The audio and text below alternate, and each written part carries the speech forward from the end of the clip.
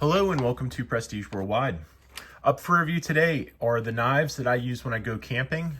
So this is my typical loadout in my camping backpack when I go for overnight camping. We'll start off with the big one here, which is the Scrapyard Chophouse. This is the Scrapyard Chophouse, and it is the thick cut. They also have a thinner one. So this one is a 1/4 inch of SR 101 steel. They also make a thinner one that's the regular Scrapyard knife company Chophouse. Now these letters SYKCO stands for Scrapyard Knife Company, which is a subsidiary of Busse Combat. And these knives are made in Wasson, Ohio. So they are American made. It is a very high-end ball-bearing steel called SR 101, which has an extensive amount of heat treatment, has a high Rockwell hardness value. As you can tell, there's lots of wear on the blade. I've batoned with it, so when you strike it with a baton, a lot of times I use rocks as batons. And, just for campfire stuff, if you need to make kindling. So when you strike the back of the knife with a rock or something and you're batoning wood, it chips away some of this coating and then it gets some rust. So one of the drawbacks of SR 101 is it does rust, but on a coated blade, you can tell it's rusting a little bit on areas that are exposed, but it's not that big of a deal. A lot of it is just surface rust. And as you can tell, most of the coating is intact. So it's a very robust coating, except when you're striking it with rocks. And then I also use this is a Tops knife sheath. I believe this one was for one of their large knives, similar to the Power Eagle, but I don't think it was the Power Eagle. So this is just a sheath that happens to work pretty well with the Scrapyard Chophouse thick cut.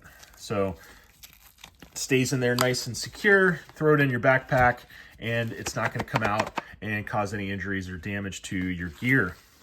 And sometimes I'll throw these knives into the pocket here. All right, so the next knife that I use a lot with camping, basically every time I go camping, actually not basically, every single time I go camping, overnight camping, I bring, this is a Spyderco Military. This is the first generation Spyderco Military with S30V, 4-inch blade, full flat grind. As you can see, it has a little bit of rust on it as well. Even though it's S30V, it can still rust. You can see right around the spider there. It's got a little bit of corrosion.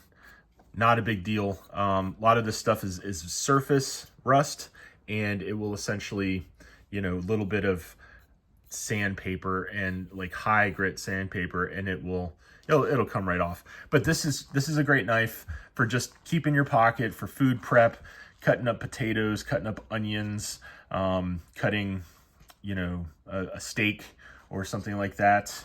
When you're out in the wilderness, it's good to have a good food prep knife. I use a lanyard with it. This is a 550 paracord lanyard. This has a liner lock. So it has a fairly thick 4mm blade, locks up nice and tight, very robust knife. I'll do weights and measurements on it here in a minute after I get through with the overview of the Victorinox. So here we have a Victorinox Super Tinker.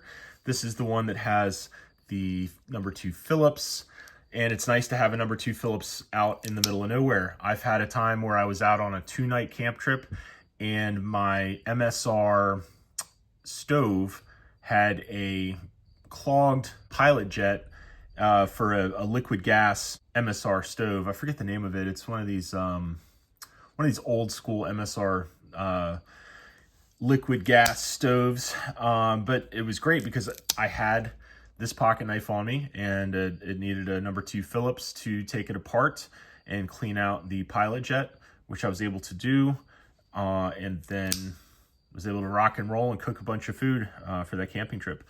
You can see this has some rust on it too. It's very well used and comes in handy. It's good to have some little tools. It's good to have scissors too when you're camping. It's good to have scissors. Comes in handy for first aid and everything. Of course, you get your toothpick and you get your tweezers. It's good to have tweezers, take ticks off of you to sometimes for first aid. It's good to have some fine tweezers. Okay, let's go ahead and take some measurements of weight and blade length on these and blade thickness. Okay, so we'll start off with the Scrapyard Chophouse thick cut and see how much this thing weighs. Okay, this thing weighs 1 pound, 1 ounce, so it's about 17.6 ounces is what it weighs. So it's actually pretty light for the amount of blade you get. And let's go ahead and measure the blade length here.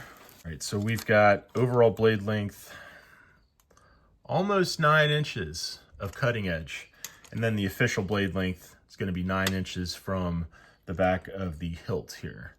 And then let's measure the thickness here. 0.25, 1/4 inch thick. And we'll go, just for fun, let's measure the width of the blade.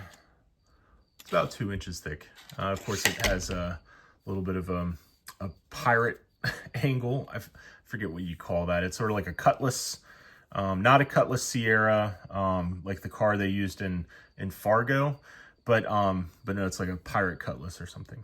Anyways, cool looking knife, and actually it's nice having all this extra weight out here when you're chopping stuff. Really helps just having this extra little meat on there.